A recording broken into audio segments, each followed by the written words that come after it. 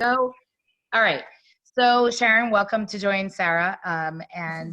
So Sarah is a fabulous psychologist who is very warm and caring and loving and has a lot of very practical and wise ideas that she's been sharing with us. And it's been really more discussion format, and then we're able to send these out. And I think the first one was about basic coping and tools, and I think we've made a lot of progress. And the other one was about our feelings during this time. And Sarah really felt passionate about this next subject about grief, and she's going to give me a little bit more clarity on that. So take it away, Sarah. Lead the way. We're ready to hear. Okay. This is a topic that I hadn't really thought about, but my daughter-in-law mentioned it and a couple of times. Something that she and her friends have discussed, and that there was an article that prompted that for her. So I looked at that and realized that when people think about grief, you think about somebody dying and you think about funerals and that kind of stuff.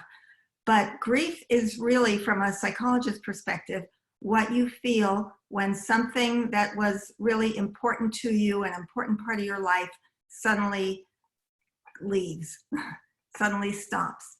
So that would include things like divorce, certainly loss of a relationship, whether someone has died or they're gone, people moving away, job loss, leaving a house, moving away from a house.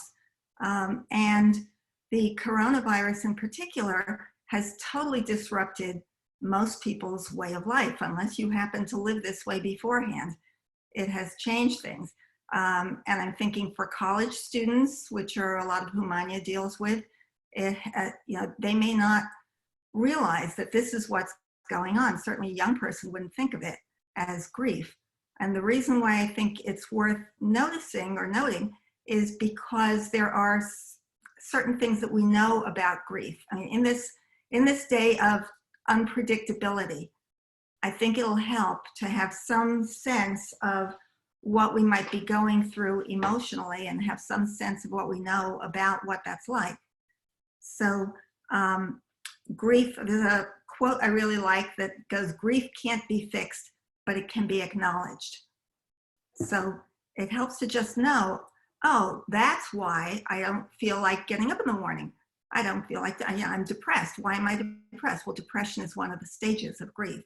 So let me go back and start by asking what are, if anything, so I'll open it to, is this a valid topic? Is this a realistic hypothesis that people are grieving over the life that they used to have and perhaps over the future? There's something called anticipatory grief too, which usually we think of in terms of when somebody is sick and we're afraid that they're going to die or something like that, then you're anticipating having to grieve. Right now, since everything's so unknown, we may be undergoing anticipatory grief for, what am I going to lose next? What happens next? So I'm wondering, just to check in, is anyone grieving over any losses? What kind of losses are you aware that you're experiencing? It's so interesting you mentioned it, because when you sent me the email, I was like, I really was trying to understand it. And that's why I implicitly trust you. So I was like, take it away, but thinking of it yesterday, I was at Chabad for probably more of an extended period since before Passover, because we were doing something there. And it was so quiet and so empty. And like later in the evening, I just felt very heavy, like a heaviness, and Yessi's like, what's wrong with you? And I'm like, I don't know. But now that I'm thinking about it, like being in a space that I know is usually filled with people, that's usually a source of energy and positivity and a dynamic space, and suddenly knowing that space is now flatlined and we don't know what, when, where, and how. And maybe that's a way of understanding, like kind of what you're saying is very powerful. Like who would have thought that was a feeling? Obviously I knew it would feel weird, but who knew that that's how it would affect me? Right. I didn't anticipate it. I didn't anticipate feeling like this just heaviness, like I wanted to go to sleep at 9 p.m., which anyone knows me. Mm-hmm. Like at 8:30, I forgot. Now, granted, don't worry, I didn't go to bed till regular time. Yeah. Well, that's part of why I was thinking about this. Thank you, Manya. That it helps to understand what you're going through. One of the messages that I've given people, and certainly you've heard from everywhere else, is cut yourself some slack right now. This is a very stressful time for everybody, even more stressful than a lot of people realize, who are just chugging along and acting like it's normal. But cut yourself some slack. And part of cutting yourself some slack is understanding that this is like you're in the shloshim, you know, that you're grieving, and you need to be kind and gentle to yourself. And I can explain more about what to expect, but let me go back to asking anything else anyone is grieving. Yeah, what Manya was saying is very validating, because I feel the same way. And being aware of, you know, what's kind of going on, I said to myself, you know, I could feel the depression coming on, not full-fledged, but just, you know, I try to stay happy because I've got kids. So, I mean, at a certain point, we just have to, okay, I've got to make this go. But there's those moments, that heaviness, like Manya was saying, I didn't use that word, but that's what I also feel almost on a daily basis. You know, at first I was like, wow, this is great. You know, I'm sorry that the virus is happening, but I need to stay home. I want to be with my kids. I'm so excited that finally, you know, all the craziness that I have to deal with I'm sorry, my kid, you know, is finally like coming to a stop. We can just be here and be a family. I'm sorry, I didn't go to my room. Exhibit A. It's Exhibit A.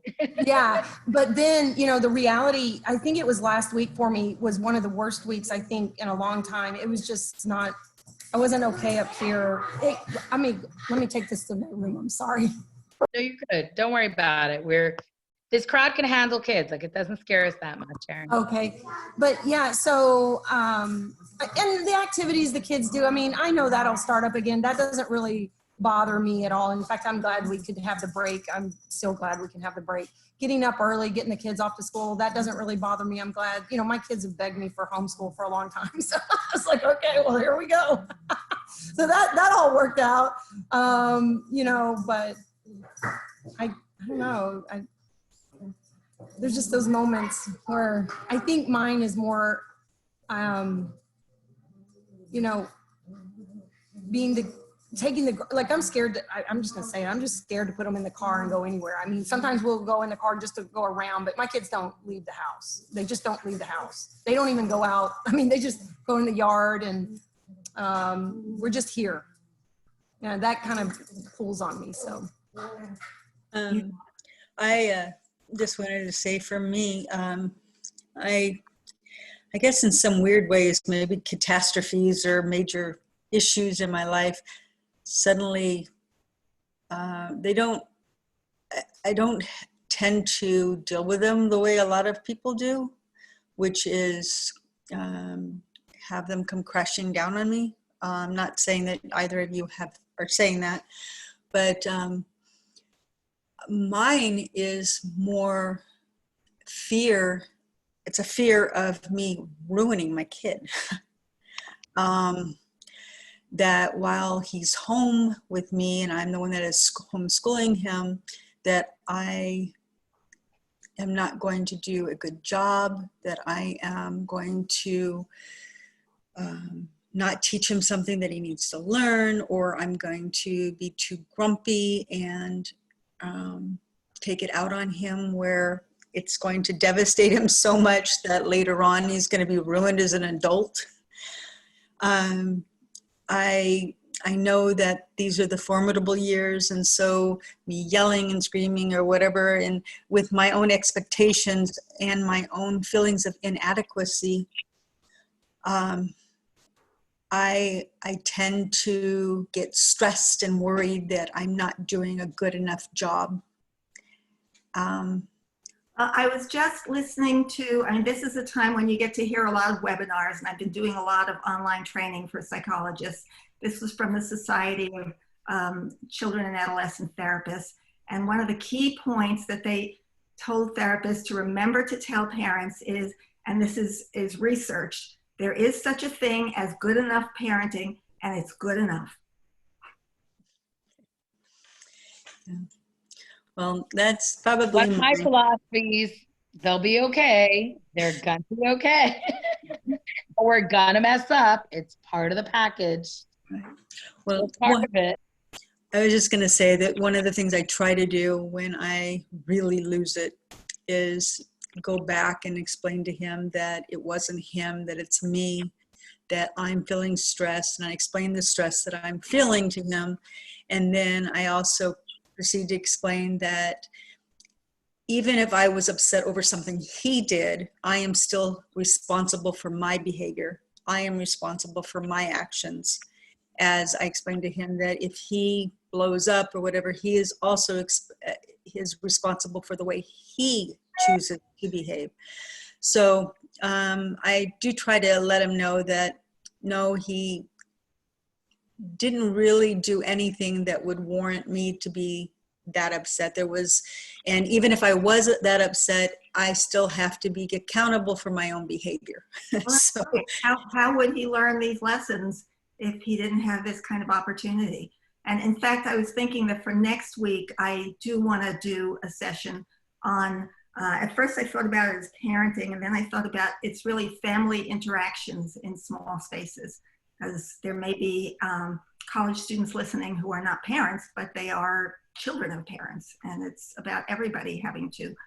I would love that, because I think understanding family dynamics are complicated, and everyone is getting really thrown back into those family dynamics. So that would be a great for next week discussion. Okay, wonderful. is it, very quickly, is this a weekly thing that you've been doing, Sarah? Or is this new? Manya set this up and asked me to do something weekly, and it kind of evolved into that. I felt like I should come up with a topic each time. And you do a great job. And I was just going to ask, I just didn't know if I had missed any other sessions.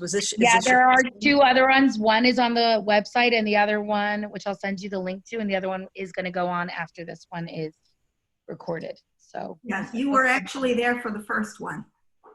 Okay. So you've only missed one. Oh, okay, great. Yeah.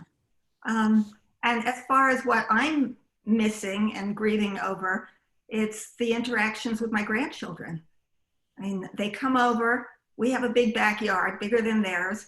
And so they come to our backyard, we stay indoors. I watch them through the glass. The 2-year-old doesn't get it. We put up a baby gate. She has learned how to push a chair over and try to climb over it. How do you explain it to a 2-year-old? So my son has to pick her up and haul her off each time. We've adapted. I can watch them from there. So it's, but it's not the same. And then the grandchildren in Connecticut, where we usually would be packing up around now, getting ready to go within a few weeks up to Connecticut. And that's not going to happen. And there's just so much you can do on FaceTime with a 4-year-old and a 7-year-old.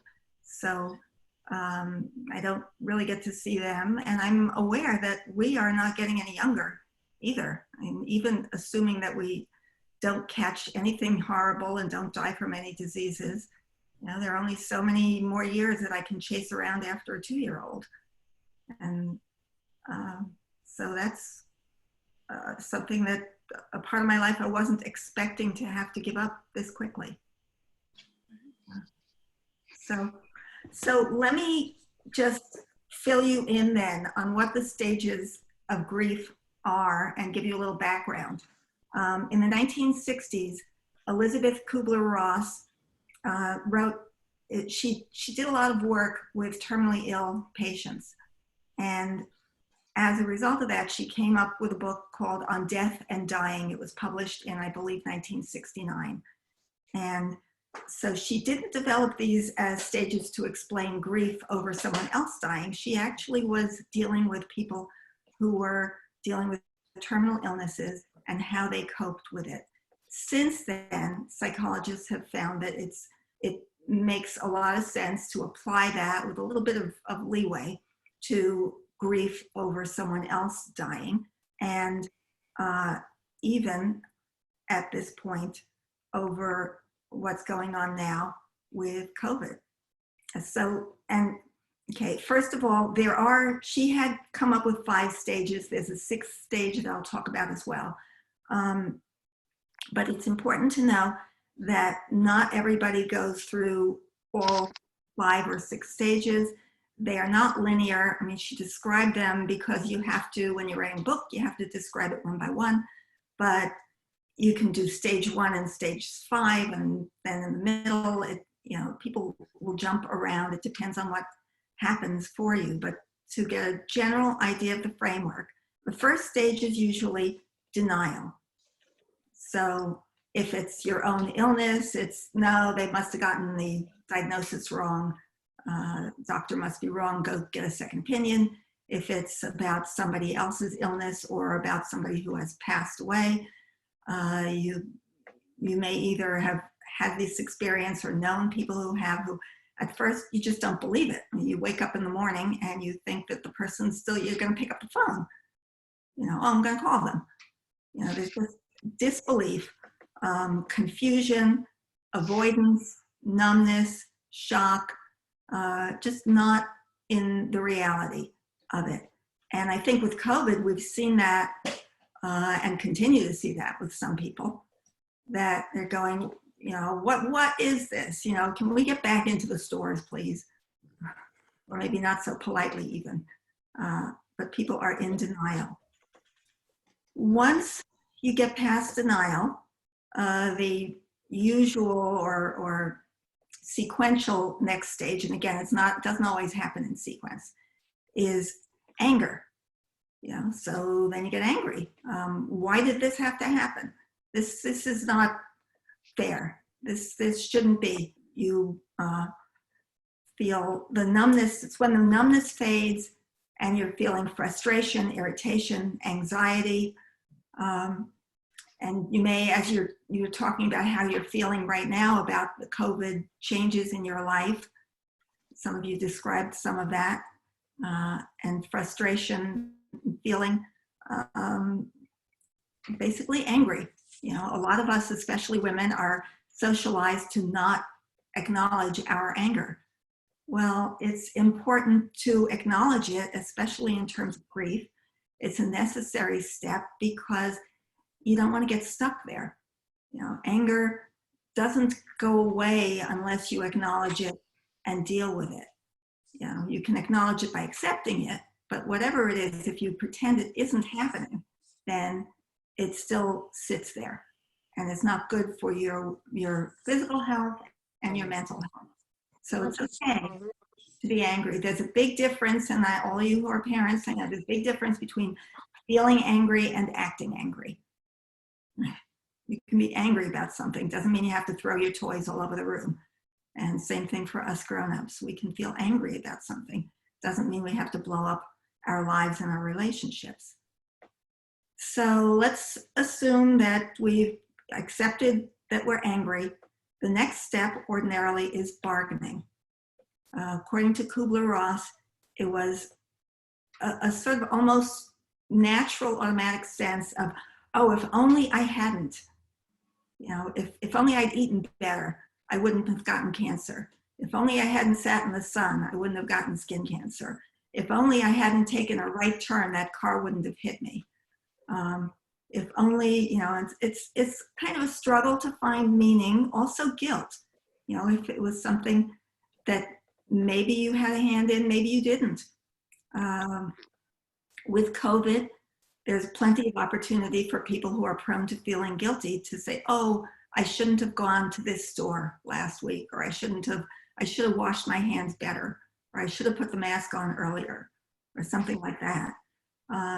But bargaining is also an important stage because there's an aspect in which we have to tell our stories. We have to share with people what's going on.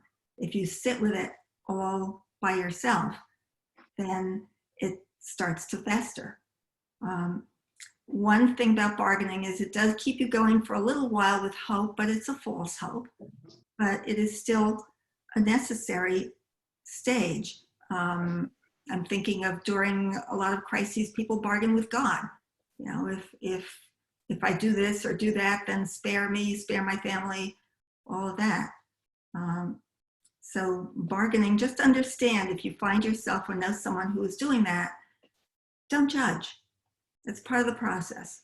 It's a natural way that our brains work, that's what our brains come to, because we are logical thinking. We have logically thinking brains, and that's a logical thought that a brain wants to latch onto.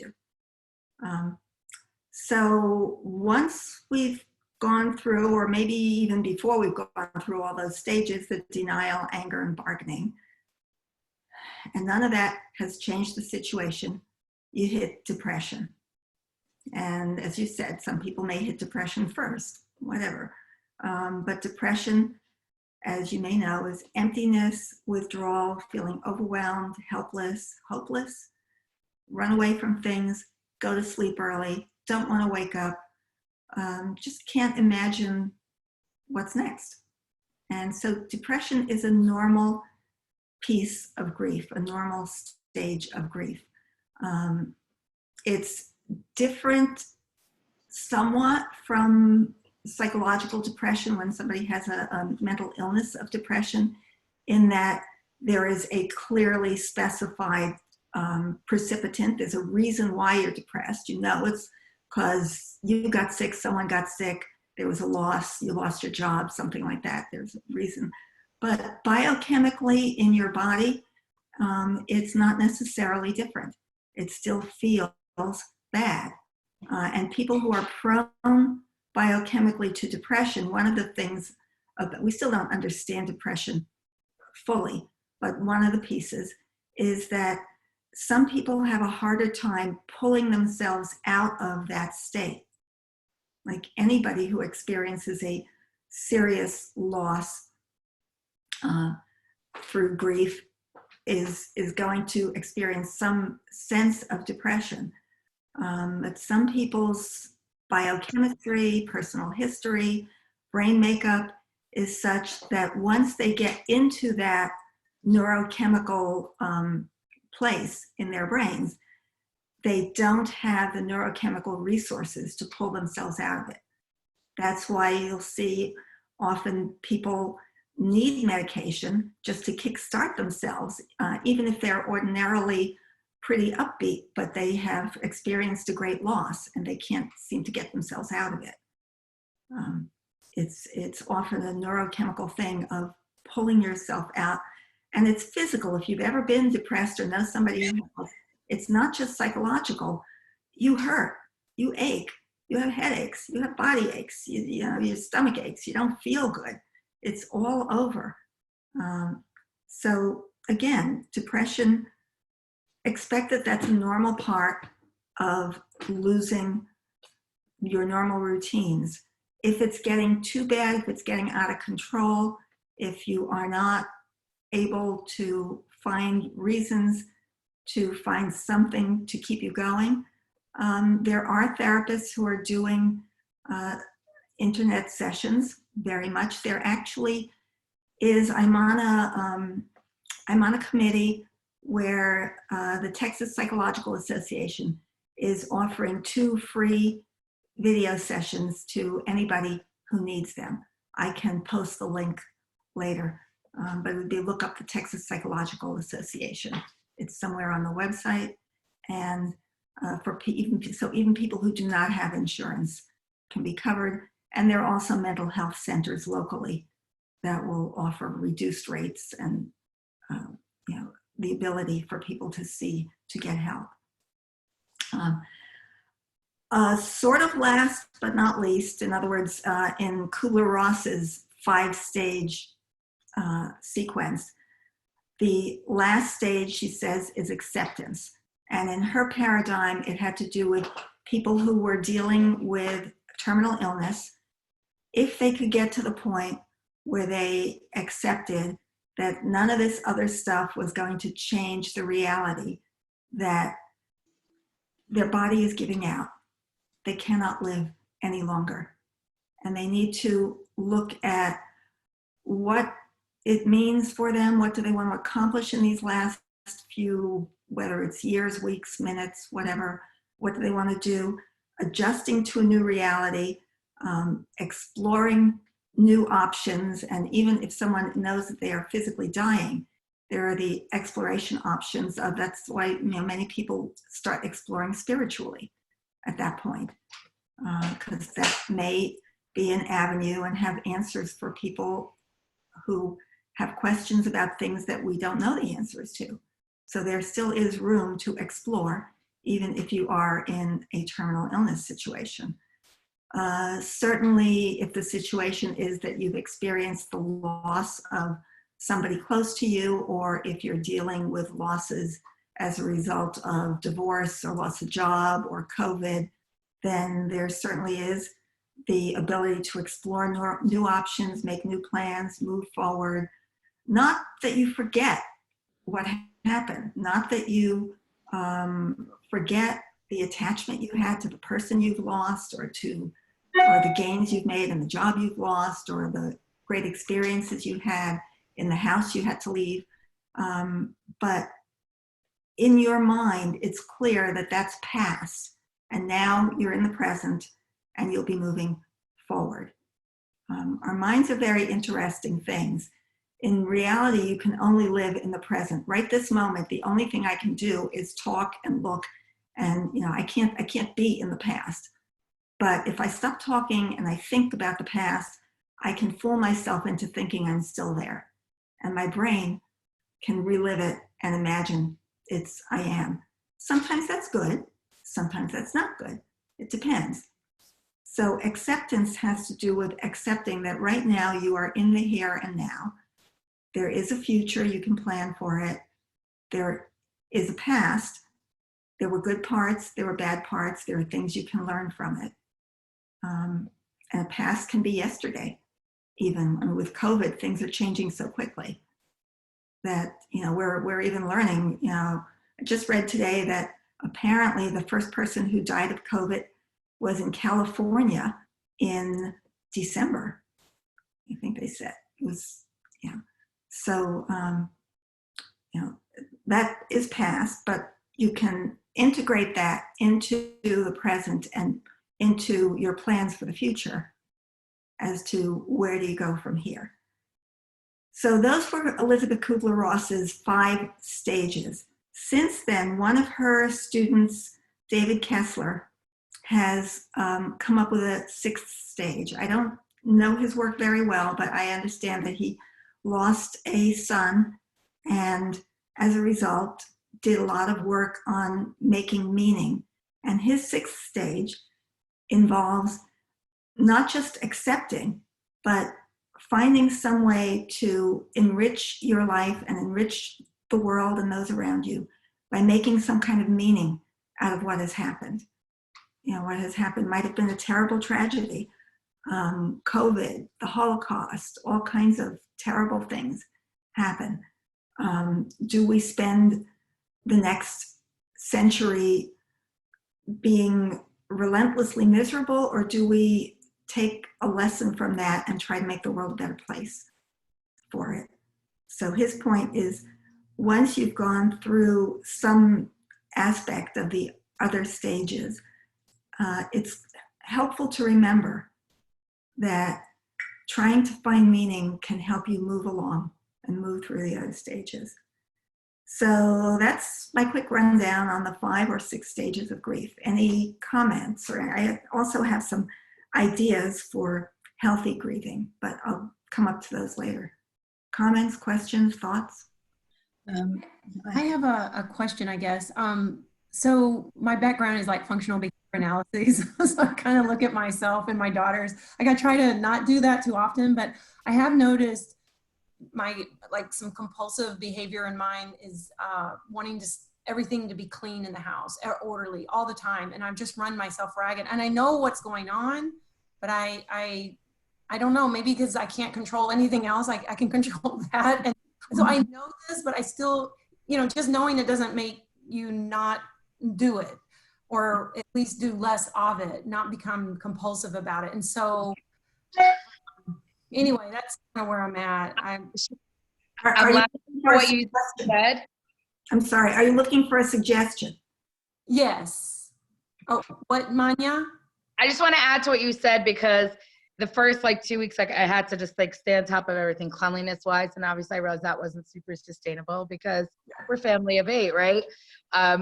And so now we have to like, everyone had to be pitching in and even getting the family, everyone in on it. Like everyone walk away from the table, take 5 things, you know, yeah, it's not yours, whatever. Getting into a system, that was one thing. But you'll laugh because my friends, I joke, I tell you, this is part of my therapy right now. I have like taken on with gusto this project that we had started a while ago to organize Legos. Now, Sharon, I need Legos organized like I need to, I don't know what. I think of something so, like I need a pink wig, like something so not me, okay? And I told my husband, and we were joking around, I said, like, this is my therapy. It's like one area of my life I can totally be in control of is the Legos. So it works for right now. And literally I find myself, if I'm getting on the phone with someone, just going back to organizing Legos, and it's okay. Who cares? Yeah. So, Yeah, the Legos. they're like, I'm going to post a picture of it. You'll laugh. You'll like laugh at the project I'm in the middle of.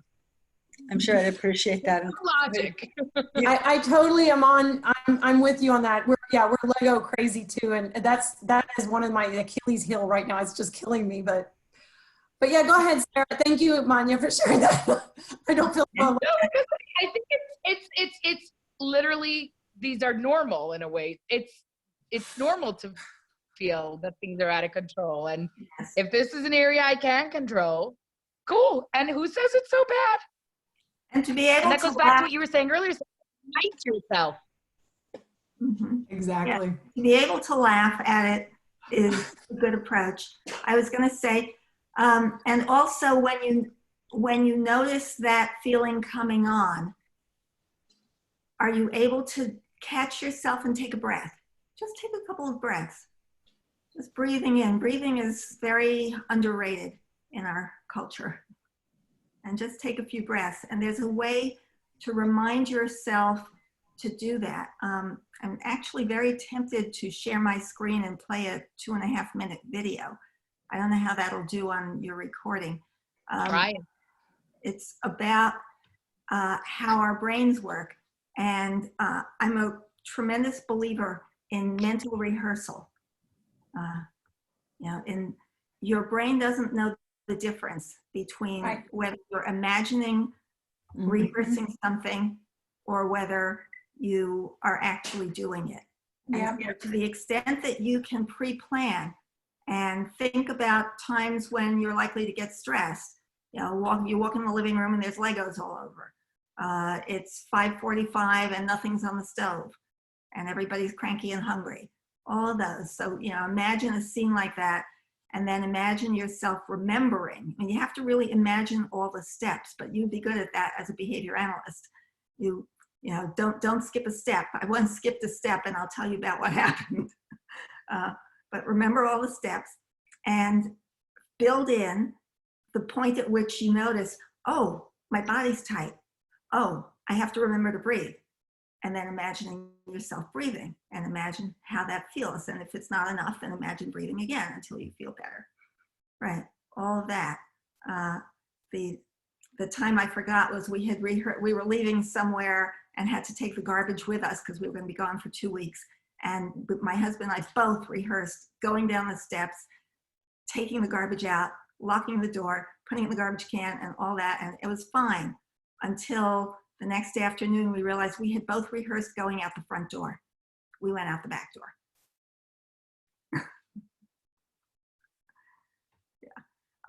I'll see if I can share the screen. That will put me out for a moment. While I'm doing that, is there anything that Sharon and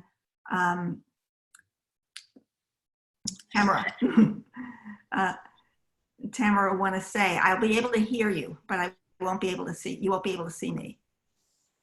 It's actually just really quickly about that 6th step that that student discovered. And I could actually see that when I had my cancer. The way I dealt with it at the end was to realize that maybe there was a reason for me getting it, and I could do something with it in a positive way, such as sharing my story or the problems that I had had to maybe help other women who might be going through something similar, and let them know that certain things had happened to me and that they need to be, that if the way I dealt with it was to stand up for myself or do this or do that. And since then, it was just where I'm going with this is just that I used that experience and I rationalized at the end that, oh, there must be something good that I can have come out of all of this, which is kind of what you had said that the other person, the other student had come up with, which is to look at the experience of what you'd just gone through and think, okay, I'm going through it. Okay, I've dealt with all these stages. What can I do with this now? You know, how can I make it a positive thing? How can I help others? And so, yeah, I went through that as well. And I'm like, wow, you know, that's how I dealt with it. So I could see it as a stage. And I'm glad you brought that up because I didn't really think about it as a stage, but yeah, I went through it too. It most likely is a sixth stage. So I was going back to what you had talked about a little bit ago that I didn't want to interrupt anyone. I just wanted to share. And having gotten to that point of feeling like maybe you can make something good come out of this, what did that do for you? Did that change anything else? Yeah, it actually did, because it felt almost like it wasn't a burden, but more of a blessing. I know that sounds strange, but I looked at it as more of a blessing, that I wasn't being cursed because I had had cancer, but it was a blessing that I had gotten this, because now, fortunately, I was able to come through it, as opposed to someone who's now dealing with the knowledge that they're going to pass. But I think in probably a lot of ways, the person who's grieving and then gets through all these different stages and then wants to help someone else with it, it is very similar to what I still experience, even though I didn't die. I looked at it, yeah, as more of a blessing in that I could make something positive come out of what had happened to me. And I used that to put a positive spin on it so that it wouldn't be so negative. And it helped the way I thought, and it helped me, I guess in the end, cope better when I looked back over everything that I had gone through. The great enemy of writing isn't your own. Sorry. Nope. I was just going to say that it just made me feel like there was something positive as opposed to negative, and helped me deal with it. That's all. Yeah, and that's what a lot of people say. Yes, and in fact, many people say that as a result, they're no longer afraid of death sometimes, or it has given them a new purpose in life. And so, yeah. Thank you. Now, let me ask you, what are you seeing right now? Are you seeing me or my screen? I see a lady named, I cannot read her name, but something master class or something like that. Seeing my screen. All right, so let me try. Yeah, we see your screen. All right, let me try this and see. Lack of talent is being interrupted. Brain is plastic and constantly changing. But what if I told you that simply thinking could affect... For years, scientists believed that the brain was static, unchanging, and locked, but our understanding has changed drastically to the point where we now see the brain as plastic and constantly changing. But what if I told you that simply thinking could affect not only the way your brain works, but its physical shape and structure as well? It turns out this is exactly what happens. From a neuroscientific standpoint, imagining an action and doing it require the same motor and sensory programs in the brain. For example, if you were to close your eyes and imagine the letter B, the primary visual cortex lights up in the same way it does when you look at the letter on the screen. Take a moment and imagine yourself writing out your signature with your dominant hand. Chances are, the amount of time it takes you to simply imagine doing it is similar to how long it actually takes to write it out. Try doing the same thing with your non-dominant hand and it actually takes you longer to write and imagine. How is this relevant? Well, because imagination and action are actually integrated and engage the same neural pathways, practicing one actually influences the other. One fascinating study took 2 groups and had them practice piano for 2 hours a day, except one group was only allowed to use mental practice. They couldn't touch the piano, but would sit in front of it and imagine practicing. The surprising result? The exact same physical changes took place in the motor cortex of both groups. And after 3 days, their accuracy in playing was the exact same. Beyond 5 days, the physical practice group did begin to excel faster, but the imagination group, when given the chance to practice physically, was able to catch up to their skill level quickly. Perhaps more incredible is an experiment which used imagination in an effort to strengthen muscles. Both groups did the same figure muscle exercises for 4 weeks, though one group simply did it mentally. Those who actually did the physical exercise increased their strength by 30%, while those who imagined doing it increased their muscle strength by 22%. This is because the neurons responsible for the movement instruction were still being used and strengthened, resulting in increased strength when the muscles actually contracted. So, while your thoughts don't have some mystical or magical power, mental practice is an effective way to prepare for a physical skill. Each thought actually changes the structure and function of your brain by affecting the neurons at the microscopic level. Though, as much as we wish you could sit there and become the next Mozart, it won't happen without a lot of hard physical work. But a little imagination never hurts. This episode of ASAP Science is supported by Audible.com, the leading provider of audiobooks with over 100,000 downloadable titles across all types of literature. This episode was inspired by the book The Brain That Changes Itself by Norman Deutsch. You can download this audiobook or another of your choice for free at audible.com/ASAP. Special thanks to Audible for making these videos possible and offering you a free audiobook at audible.com/ASAP. And subscribe for more weekly science videos. Okay, let me click out of this. Let's share. How do I stop? Oh, stop share. Okay. All right, I'm back. Any thoughts, comments? Wow. Impressive. And that video actually is over 6 years old. It may be as old as 9 years old. I find it fascinating. I find it absolutely fascinating because in Hasidic philosophy, we start with Chachma Bin Das, and the Chachma is the mind, the intellect. It's starting in the intellect. It's like I just find the whole thing so fascinating. Sorry about that. There we go. I find it really, really, really interesting. Very interesting. I would I want the link if you could send it to me because I want to watch it again.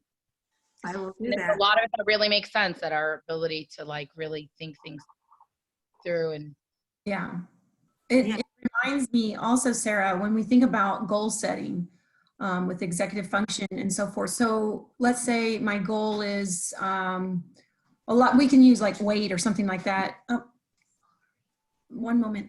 Anyway, so the closer I get to my goal, of course, there's hormones that are all involved in that.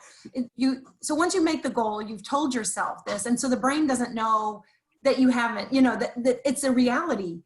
And so when we get closer, we do feel better, but there's a reason we feel better because the brain is aware of that. And the further away we are from our goal, then we start to feel maybe sad or aggravated, or I can't do this. And literally there's, like you said, the biochemical part of that is also working. So the brain doesn't know how to distinguish, once I've set a goal, is that reality or not reality?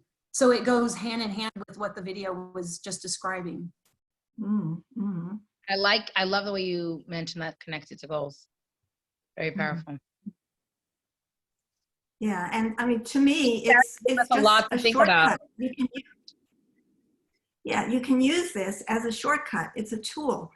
If you have a minute, and it doesn't take long, and if you have a minute and know what you want to accomplish, you can rewire your brain to make it easy so that it's not a struggle. I'm trained in hypnosis and hypnotherapy, and that's basically a lot of what I do. Okay. So Manya's reminding me that we're nearing the end. I had a series of little ideas to facilitate healthy grieving. Let me just quickly go through them. First is recognize. Also, by the way, we can also, worst comes to worst, we could also in the beginning of next week pick up with some of the tools as well. So go for it, but if you feel like we need to review them next week, that's also cool. Okay, but I'm pretty much done. We've done the majority of what I expected to cover. Thank you all for participating. Recognize your losses. This is for facilitating healthy grieving in the time of coronavirus. Even list your losses, make a list. So you know what you've lost, no matter how small, including your assumptions and cognitive schemas. I mean, one of the biggest things is that we lose our assumptions.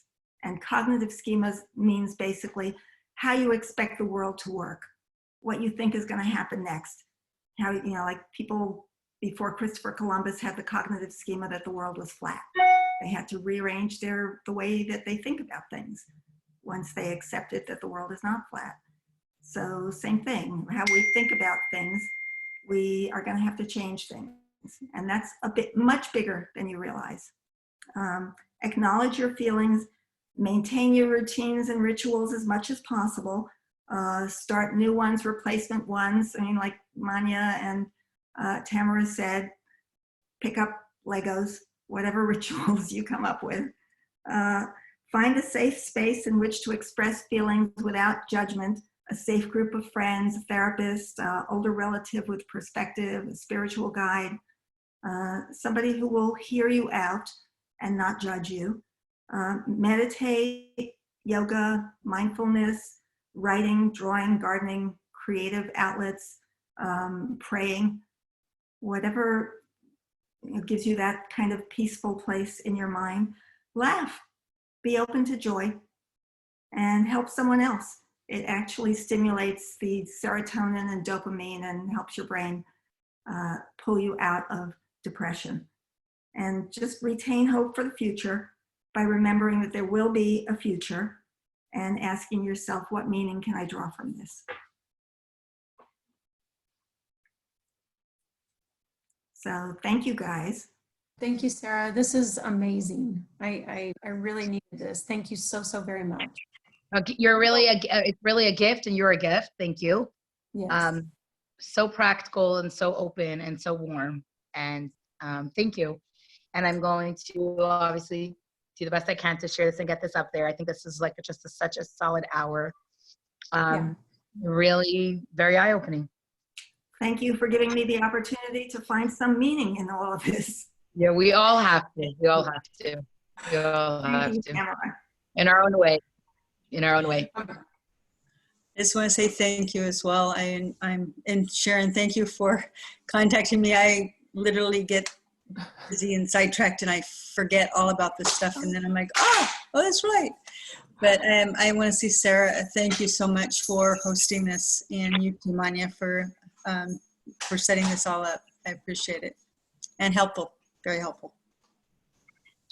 We will continue to get together, and we will get there. I don't know what there is, but we'll get there. We're making progress. We'll get there. Yeah. We are. I'll go back and watch the other one, Sarah. Thank you, Manya. There's only one up, and I'm going to put the other one up afterwards, okay? Okay, sounds good. Thank you. All right. So, Take care. wait, very quick question, very, very quick. The easiest way to find those videos is on the Chabad site or yours? I think there's a link. If you go to Jewish, okay, I'll send you a direct link. Okay. Chabad@home.com has all this stuff, but I'll send you a direct link also. Okay, thank you. Thank you. Bye, everyone. Thank you. Bye-bye.